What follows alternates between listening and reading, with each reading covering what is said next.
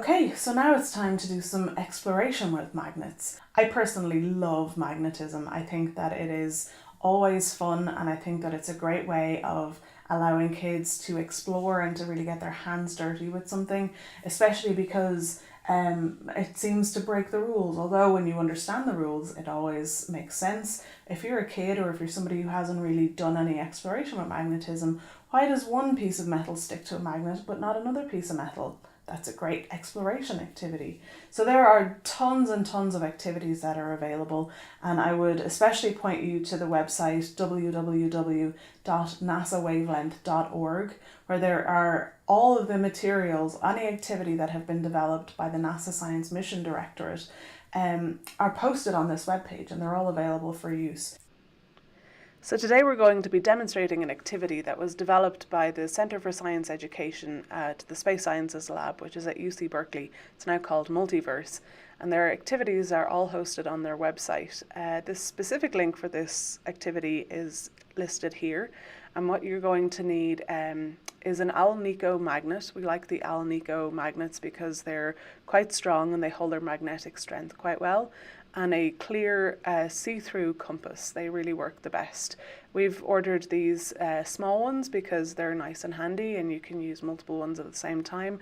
You could probably also use a camping compass if you didn't have access to these. We'll provide a link to where you can purchase these. The list of places where you can purchase these materials will be posted at www.nso.edu/Eclipse2017/webcasts. So this activity begins by putting a dot on the piece of paper. So you've already laid your magnet down. It's a good idea to tape it down if you need to. And once you place your dot on the piece of paper, you're going to locate the center of your compass over that dot. Now, it doesn't matter what the north, south, east, or west directions are. All you're going to do is follow the head of the compass, or in fact, you can follow the tail of the compass also. And each time you mark a dot, you're going to lift your compass and place it on top of that dot, and you're going to mark the next dot at the location of the head of the compass. Once you've marked a few spots, it's time to connect them, so as you know where your magnetic field lines are, because of course doing this, following the compass needle, we're tracing the magnetic field lines of this particular bar magnet. And so the great thing about this is you can do it with a large number of people.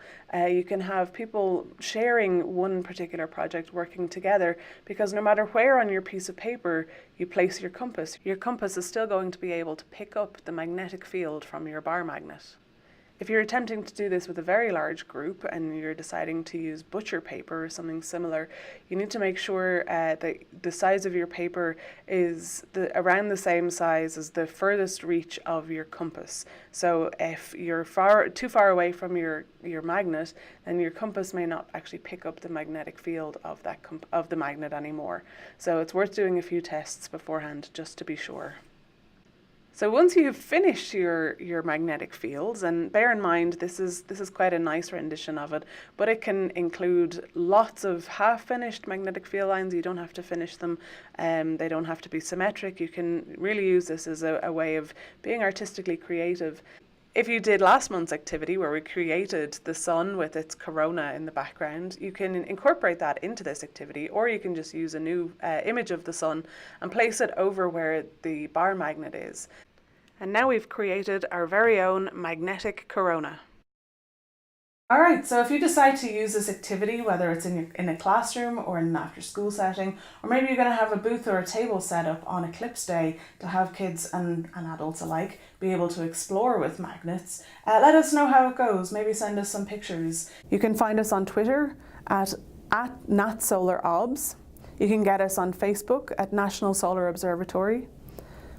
And we now have an Instagram account at National Solar Observatory on Instagram.